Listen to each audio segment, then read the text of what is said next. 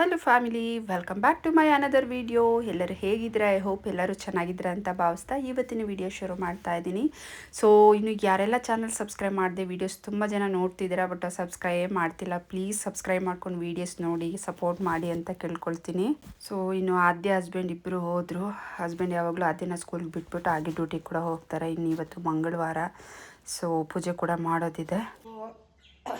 ಈಗ ಸ್ನಾನ ಮಾಡೋಕ್ಕಿಂತ ಮುಂಚೆ ಸ್ವಲ್ಪ ಸೆಲ್ಫ್ ಕೇರ್ ಮಾಡ್ಕೊಳ್ಳೋಣ ಅಂತ ಹೇಳಿಬಿಟ್ಟು ಈಗ ಮನೆ ಒರೆಸ್ಬೇಕು. ಅಷ್ಟರಲ್ಲಿ ಅದು ಕೂಡ ಡ್ರೈ ಆಗಿರುತ್ತೆ. ಫೇಸ್ ಪ್ಯಾಕ್ ರೆಡಿ ಮಾಡಿದ್ದೀನಿ. ಸೊ ಫೇಸ್ ಪ್ಯಾಕ್ನ ಅಪ್ಲೈ ಮಾಡೋಣ ಈಗ. ಸೊ ಏನಿಲ್ಲ, ಹಸಿ ಹಾಲು ಮತ್ತು ಅಕ್ಕಿ ಹಸಿಟ್ಟು ಮತ್ತು ಒಂಚೂರು ಅರಿಶಿನ ಪುಡಿ ಹಾಕಿದ್ದೀನಿ. ಸೊ ಅದನ್ನು ಮೂರನ್ನೂ ಚೆನ್ನಾಗಿ ಮಿಕ್ಸ್ ಮಾಡಿ ಈ ರೀತಿ ಒಂದು ಪೇಸ್ಟ್ ರೀತಿ ಮಾಡ್ಕೊಂಡಿದ್ದೀನಿ. ಸೊ ಈಗ ಇದನ್ನು ಅಪ್ಲೈ ಮಾಡ್ಕೋಬೇಕು. ಆಲ್ರೆಡಿ ನಾನು ಫೇಸ್ ವಾಶ್ ಮಾಡಿದ್ದೀನಿ, ಯಾವುದೇ ಕ್ರೀಮು ಏನೂ ಹಾಕಿಲ್ಲ ಫೇಸಲ್ಲಿ. ಸೊ ಈಗ ಇದನ್ನು ಅಪ್ಲೈ ಮಾಡೋಣ ಬನ್ನಿ.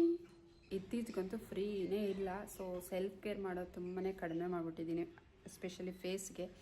ಮುಂಚೆ ಆದರೂ ಅಟ್ಲೀಸ್ಟ್ ವಾರಕ್ಕೊಂದೆರಡು ಫೇಸ್ ಪ್ಯಾಕ್ನ ಮಾಡಿ ಅಪ್ಲೈ ಮಾಡ್ತಿದ್ದೆ. ಈಗ ಅದನ್ನು ಶೂಟಿಂಗ್ ಕರ್ಕೊಂಡೋಗ್ಬೇಕು, dance class, school, Bharatanatyam class ಎಲ್ಲ ನಾನೇ ಕರ್ಕೊಂಡೋಗಿ ನಾನೇ ಡ್ರಾಪ್ ಮಾಡಿ ಕರ್ಕೊಬರ್ಬೇಕು. ಹಾಗಾಗಿ ನನಗೆ ಟೈಮ್ ಸಿಗ್ತಿಲ್ಲ. ಸೊ ಇವತ್ತು ಹೇಗೋ ಸ್ವಲ್ಪ ಟೈಮ್ ಇತ್ತು ಅಂತ ಹೇಳಿಬಿಟ್ಟು ಅಪ್ಲೈ ಮಾಡ್ಕೊತಾ ಇದ್ದೀನಿ. ಈ ರೀತಿ ನೆಕ್ಗೂ ಕೂಡ ನೀವು ಅಪ್ಲೈ ಮಾಡ್ಬೋದು. ಸೊ ನಾನೇನಿಲ್ಲಿ ನೆಕ್ಕಿಗೆ ಅಪ್ಲೈ ಮಾಡ್ತಿಲ್ಲ, ಬರೀ ಫೇಸ್ಗೆ ಅಪ್ಲೈ ಮಾಡ್ತಿದ್ದೀನಿ. ಇದು ಅಪ್ಲೈ ಮಾಡಿದ್ರಿಂದ ಏನು ಬೆನಿಫಿಟ್ಟಪ್ಪ ಅಂತ ಹೇಳಿದ್ರೆ, ಸೊ ವೈಟ್ ಹೆಡ್ಸು ಮತ್ತು ಬ್ಲ್ಯಾಕ್ ಹೆಡ್ಸ್ ಎಲ್ಲ ರಿಮೂವ್ ಆಗುತ್ತೆ, ಇನ್ಸ್ಟೆಂಟ್ ಗ್ಲೋ ಕೊಡುತ್ತೆ. ನೀವು ಅಪ್ಲೈ ಮಾಡಿ ವಾರಕ್ಕೊಂದ್ಸತಿ ನಿಮ್ಗೆ ರಿಸಲ್ಟ್ ಗೊತ್ತಾಗುತ್ತೆ. ಒಬ್ಬೊಬ್ಬರು ಕಡಲೆ ಹಿಟ್ಟು ಕೂಡ ಆ್ಯಡ್ ಮಾಡ್ಕೋತಾರೆ. ನಾನು ಕಡಲೆ ಹಿಟ್ಟು ಹಾಕಲ್ಲ, ಬಿಕಾಸ್ ಫುಲ್ಲು ನನಗೆ ಡ್ರೈ ಆಗಿಬಿಡುತ್ತೆ. ಕಡಲೆ ಹಿಟ್ಟು ಹಾಕಿ ಪ್ಯಾಕ್ ರೆಡಿ ಮಾಡ್ಕೊಂಡು ಅಪ್ಲೈ ಮಾಡಿದ್ರೆ ಡ್ರೈ ಸ್ಕಿನ್ ಇರೋರು ಸೊ ಕಡಲೆ ಹಿಟ್ಟು ಬದಲು ಅಕ್ಕಿ ಹಿಟ್ಟನ್ನ ಯೂಸ್ ಮಾಡಿ. ನಿಮಗೆ ಡ್ರೈ ಇಲ್ಲ ಆಯಿಲಿ ಸ್ಕಿನ್ ಅಂತ ಹೇಳಿದ್ರೆ ಅಕ್ಕಿ ಹಿಟ್ಟು ಬದಲು ಕಡಲೆ ಹಿಟ್ಟನ್ನ ಹಾಕಿ ಫೇಸ್ ಪ್ಯಾಕ್ನ ರೆಡಿ ಮಾಡ್ಕೊಳ್ಬೋದು. ದೇವ ಥರ ಕಾಣಿಸ್ತಿದ್ದೀನಲ್ವ.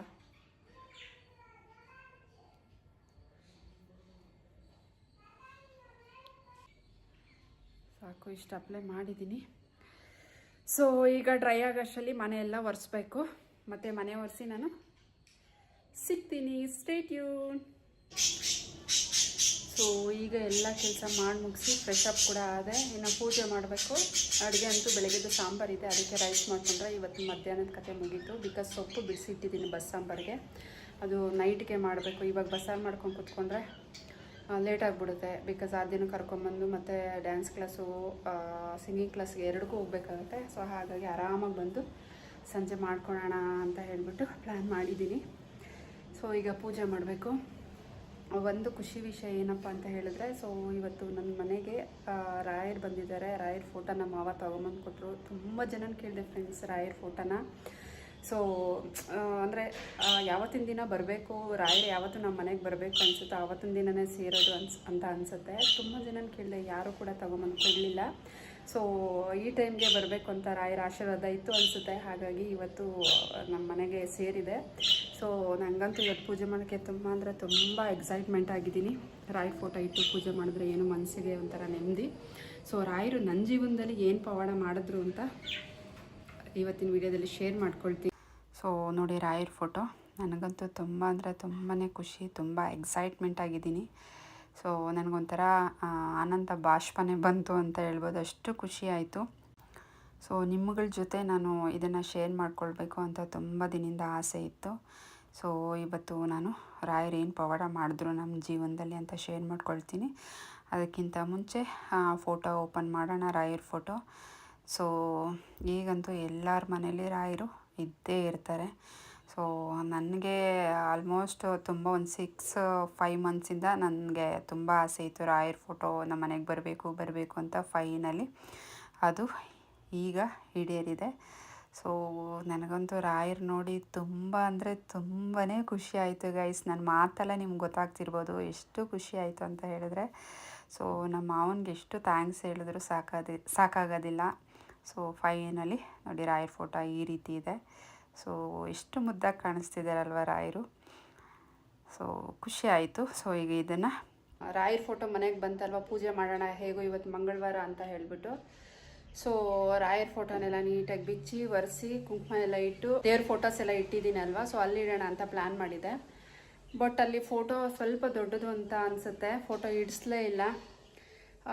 ಏನು ಮಾಡೋದು ಅಂತ ಹೇಳಿಬಿಟ್ಟು, ಸೊ ಇಲ್ಲಿ ಒಂದು ಹಾಲಲ್ಲಿ ಶೋಕೇಶ್ ಇದೆ, ಸೊ ಅಲ್ಲಿ ಇಟ್ಟಿದ್ದೀನಿ ಫ್ರೆಂಡ್ಸ್. ಬಟ್ ನನಗೆ ಸಮಾಧಾನನೇ ಇಲ್ಲ, ನಂಗೆ ದೇವ್ರ ಮನೆ ಹತ್ರನೇ ಇಡಬೇಕಿತ್ತು ಫೋಟೋ. ಸೊ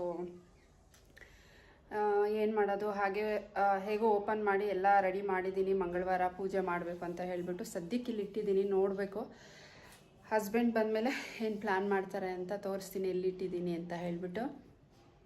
ಸೊ ನೋಡಿ ಹಾಲಲ್ಲಿ ಶೋಕೇಶ್ ಇದೆಯಲ್ಲ, ಸೊ ಅದ್ರ ಪಕ್ಕದಲ್ಲಿ ಆಣಿ ಹೊಡೆದು ಸೊ ಸದ್ಯಕ್ಕೆ ಇಲ್ಲಿ ಇಟ್ಟಿದ್ದೀನಿ. ನೋಡೋಣ, ಬಿಕಾಸ್ ಅದು ದೇವ್ರ ಮನೆಗೆ ಖಂಡಿತ ಇಡ್ಸಲ್ಲ, ಇಲ್ಲೇ ಇಡಬೇಕಾಗತ್ತೆ. ಸೊ ಇಲ್ಲಿಟ್ಟು ಇವತ್ತು ಪೂಜೆ ಮಾಡಿದ್ದೀನಿ. ಸೊ ನನಗಂತೂ ತುಂಬ ಅಂದರೆ ತುಂಬ ಖುಷಿ ಆಯಿತು, ಎಷ್ಟು ಮುದ್ದಾಗಿ ಕಾಣಿಸ್ತಿದ್ದಾರೆ ನಮ್ಮ ರಾಯರು. ಸೊ ಇಲ್ಲಿಟ್ಟಿದ್ದೀನಿ. ಓಕೆ, ಇಲ್ಲಿಟ್ಟಿರೋದು ಒಂಥರ ಖುಷಿನೇ. ಸೊ ನಾನು ಈ ವಿಡಿಯೋದಲ್ಲಿ ರಾಯರು ನನ್ನ ಲೈಫಲ್ಲಿ ಏನು ಪವಾಡ ಮಾಡಿದ್ದಾರೆ ಅಂತ ಶೇರ್ ಮಾಡ್ಕೊಳ್ತೀನಿ ಅಂತ ಹೇಳಿದ್ದೆ. ಸೊ ಅದನ್ನು ಈ ವಿಡಿಯೋದಲ್ಲಿ ಶೇರ್ ಮಾಡ್ಕೊಳ್ತಾ ಇದ್ದೀನಿ. ಸೊ ಈಗ ತಾನೇ ರಾಯರ ಪೂಜೆ ಎಲ್ಲ ಮುಗಿಸ್ಕೊಂಡು ಬಂದೆ. ಏನಪ್ಪ ಅಂತ ಹೇಳಿದ್ರೆ, ನನಗೆ ನನ್ನ ಮಗಳು ಅಂದರೆ ಆದ್ಯ ಹುಟ್ಟಬೇಕಾದ್ರೆ ಸೆಕ್ಷನ್ ಮಾಡಿದ್ರು ಅಂತ ಹೇಳಿದ್ರೆ, ಆ ಟೈಮಲ್ಲಿ ಸರಿಯಾಗಿ ಅವ್ರು ಆಪ್ರೇಷನ್ ಮಾಡಿಲ್ಲ. ನನ್ನ ಹಣೆ ಬರ ಸರಿ ಇರಲಿಲ್ಲ ಅಂತ ಅನಿಸುತ್ತೆ. ಬಿಕಾಸ್ ಇಷ್ಟೊಂದು ಜನಕ್ಕೆ ಒಂದು ದಿನಕ್ಕೆ ಆಪ್ರೇಷನ್ ಮಾಡ್ತಾರೆ, ಆಪ್ರೇಷನ್ ಮಾಡಿ ಮಗು ತೆಗಿತಾರೆ. ಸೊ ಅಂಥದ್ರಲ್ಲಿ ನನ್ನ ಟೈಮ್ ಬ್ಯಾಡ್ ಆಗಿದ್ದಾಗ ಡಾಕ್ಟ್ರನ್ನೂ ಬೈಕೊಳ್ಳೋಕ್ಕಾಗಲ್ಲ, ನನ್ನ ಹಣೆ ಬರ ಸರಿ ಇಲ್ಲ ಅಂತ ಅಂದ್ಕೊಳ್ಬೇಕು. ಈಗ ನನ್ನ ಮಗಳಿಗೆ 7 ವರ್ಷ ಆಗಿದೆ. ಸೊ ಒಂದು 5 ಇಯರ್ಸ್ ಆದಮೇಲೆ ನನಗೆ ಆಪ್ರೇಷನ್ ಮಾಡಿರೋ ಜಾಗದಲ್ಲಿ ಪೇಯ್ನ್ ಸ್ಟಾರ್ಟ್ ಆಯಿತು. ಸೊ ಏನಪ್ಪ ಇದು ಪೇಯ್ನು ಅಂತ ನಾನು ನೆಗ್ಲೆಕ್ಟ್ ಮಾಡಿಬಿಟ್ಟೆ. ಆಮೇಲೆ ಸೊ ಅಲ್ಲಿ ಪೇಯ್ನ್ ಜಾಸ್ತಿ ಆಗ್ತಾ ಇತ್ತಲ್ವ, ಹಾಗಾಗಿ ನಾನು ಅಲ್ಲಿ ಟಚ್ಚು ಕೂಡ ಮಾಡಿರಲಿಲ್ಲ. ಆಮೇಲೆ ಟಚ್ ಮಾಡಿ ನೋಡಿದಾಗ ಅಲ್ಲಿ ಒಂಥರ ಗಂಟು ಥರ ಆಗಿತ್ತು.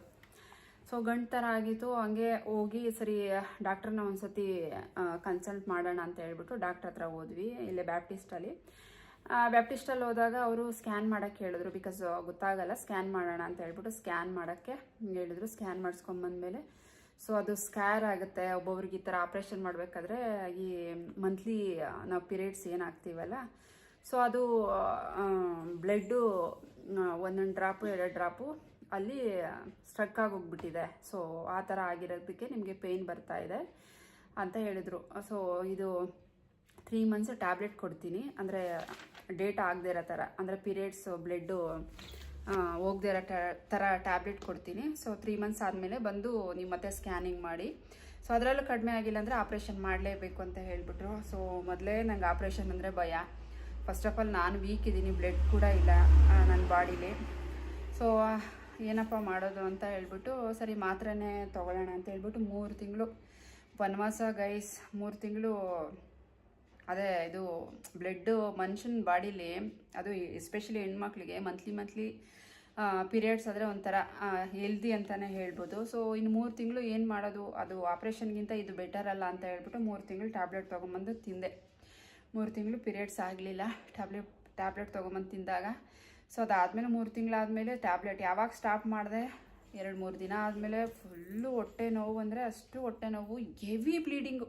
ನಾನು ಲೈಫಲ್ಲಿ ನಾನು ಫಸ್ಟ್ ಟೈಮು ನಾನು ಪೀರಿಯಡ್ಸ್ ಆದಾಗಲೂ ಅಷ್ಟು ಬ್ಲೀಡಿಂಗ್ ಆಗಲಿಲ್ಲ. ಹೆವಿ ಅಂದರೆ heavy, 10 to 15 days over bleeding ಆಯಿತು. ಸೊ ನಿಲ್ತಾನೇ ಇಲ್ಲ ಗೈಸ್ ಬ್ಲೀಡಿಂಗ್. ಏನು ಮಾಡೋದು, ಇದೇ ಥರ ಇದ್ದರೆ ಅಷ್ಟೇ ಬಿದ್ದೋಗಿ ಸತ್ತೋಗ್ತೀನಿ ಅಂತ ಹೇಳ್ಬಿಟ್ಟು ಸರಿ ಫಸ್ಟು ಹೋಗಿ 15 ದಿನ ಆದರೂ ಹೋಗ್ತಾನೆ ಐತಲ್ಲ, ಡಾಕ್ಟ್ರ್ ತೋರಿಸೋಣ ಅಂತ ಹೇಳ್ಬಿಟ್ಟು ಇಲ್ಲಿ ನಮ್ಮ ಮನೆ ಹತ್ರ ರಾಜೇಶ್ವರಿ ಕ್ಲಿನಿಕ್ ಅಂತ ಇದೆ, ಅವ್ರ ಹತ್ರ ಹೋದೆ.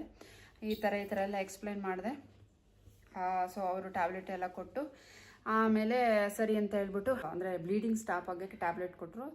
ಸೊ ಟ್ಯಾಬ್ಲೆಟ್ ತೊಗೊಂಬಂದು ತಿಂದೆ. ಆಮೇಲೆ ಬ್ಲೀಡಿಂಗ್ ಒಂದು ದಿನ ಏನೋ ಹೋಯ್ತು, ಸ್ಟಾಪ್ ಆಯಿತು. ಅದಾದಮೇಲೆ ಎಲ್ಲ ಕಂಪ್ಲೀಟ್ ಆದಮೇಲೆ ಮತ್ತೆ ಹೋಗಿ ಡಾಕ್ಟ್ರನ್ನ ಕನ್ಸಲ್ಟ್ ಮಾಡಿದೆ.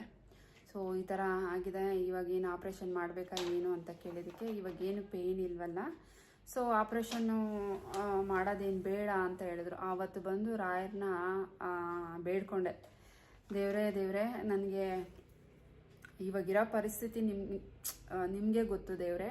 ಸೊ ನನಗೆ ಯಾವ ಪರಿಸ್ಥಿತಿ ಇದೆ, ನಮ್ಮ ಮನೆ ಪರಿಸ್ಥಿತಿ ಏನು, ನನ್ನ ಪರಿಸ್ಥಿತಿ ಏನು ನಿಮಗೆ ಚೆನ್ನಾಗಿ ಗೊತ್ತು ಅಂತ ಹೇಳ್ಬಿಟ್ಟು ದೇವ್ರ ಹತ್ರ ಕಣ್ಣೀರಿಟ್ಟು ನಾನು ಬೇಡ್ಕೊಂಡೆ. ಸೊ ಇದರಲ್ಲೇ ಕರ್ಗೋಗ್ಲಿ, ನನಗೆ ಆಪ್ರೇಷನ್ ಮಾಡಿಸ್ಕೊಳ್ಳೋಂಥ ಪರಿಸ್ಥಿತಿ ತಂದ್ಕೊಡ್ಬೇಡ ದೇವ್ರೆ ಅಂತ ಆವತ್ತು ರಾಯರನ್ನ ಕೈ ಮುಗಿದು ಕೇಳ್ಕೊಂಡೆ. ಇದೆಲ್ಲ ಸಕ್ಸಸ್ ಆದಮೇಲೆ ನಾನು ರಾಯರ ಮಠಕ್ಕೆ ಬರ್ತೀನಿ, ಮಂತ್ರಾಲಯಕ್ಕೆ ಬರ್ತೀನಿ ಅಂತ. ಸೊ ಏನೋ ಗೊತ್ತಿಲ್ಲ, ಇವಾಗ ಅಷ್ಟು ಅದು ಗಡ್ಡೆ ಏನಿತ್ತಲ್ಲ ಸ್ವಲ್ಪ ಕಾಣುತ್ತೆ, ಅಷ್ಟೊಂದೇನು ಕಾಣಲ್ಲ. ಪ್ರೆಸ್ ಮಾಡಿದ್ರೆ ಸ್ವಲ್ಪ ಇದೆ ಗಡ್ಡೆ, ಬಟ್ ಪೇಯ್ನ್ ಏನು ಇಲ್ಲ. ಸೊ ಹಾಗಾಗಿ ಹಾಗೆ ಸುಮ್ಮನೆ ಇದ್ದೀವಿ. ಅದೇ ಒಂದು ನನ್ನ ಲೈಫಲ್ಲಿ ದೇವರು ಪವಾಡ ಮಾಡಿರೋದು ಅಂತ ಹೇಳ್ಬಿಟ್ಟು. ಸೊ ಸುಮ್ಮನೆ ಯಾರೂ ರಾಯರಿದ್ದಾರೆ ಅಂತ ಹಾಕ್ಕೊಳ್ಳಲ್ಲ. ರಾಯರು ನಿಜವಾಗ್ಲೂ ಖಂಡಿತ ಇದ್ದಾರೆ. ನಾವು ನಂಬಿಕೆ ಇಟ್ಟು ನಾವು ಪ್ರೇಯರ್ ಮಾಡಬೇಕಷ್ಟೇ. ಸೊ ಇಷ್ಟೊಂದು ದೊಡ್ಡ ಪವಾಡ ಮಾಡ್ತಾರೆ ಅಂತ ನಾನು ಅಂದ್ಕೊಂಡೇ ಇರಲಿಲ್ಲ. ಪ್ರತಿದಿನ ನಾನು ರಾಯರ ಪೂಜೆ ಮಾಡಿ ಸೊ ನನಗೆ ರಾಯರ ಆಶೀರ್ವಾದ ಸಿಕ್ತು ಅಂತ ಅನಿಸುತ್ತೆ. ಸೊ ಖಂಡಿತ ರಾಯರಿದ್ದಾರೆ ಅಂತ ಎಲ್ಲ ಕಡೆ ನೋಡ್ತೀವಲ್ಲ, ಅದು ಖಂಡಿತ ನಿಜ. ನಂಬಿಕೆ ಇಡಬೇಕು ಅಷ್ಟೇ. ನಂಬಿಕೆ ಇಟ್ಟರೆ ಎಲ್ಲ ಕೆಲಸನೂ ಅಷ್ಟೇ ನಾವು ಮಾಡ್ತೀನಿ ಅನ್ನೋ ಛಲ ಸಕ್ಸಸ್ ಅಂತ ಕಾಣೋದು. ಸೊ ಐ ಹೋಪ್ ಇವತ್ತಿನ ವಿಡಿಯೋ ನಿಮ್ಗೆ ಇಷ್ಟ ಆಯಿತು ಅಂತ ಭಾವಿಸ್ತೀನಿ. ಇಷ್ಟ ಆಗಿದರೆ ಪ್ಲೀಸ್ ನನ್ನ ಅಕೌಂಟ್ನ ಫಾಲೋ ಮಾಡ್ಕೊಂಡು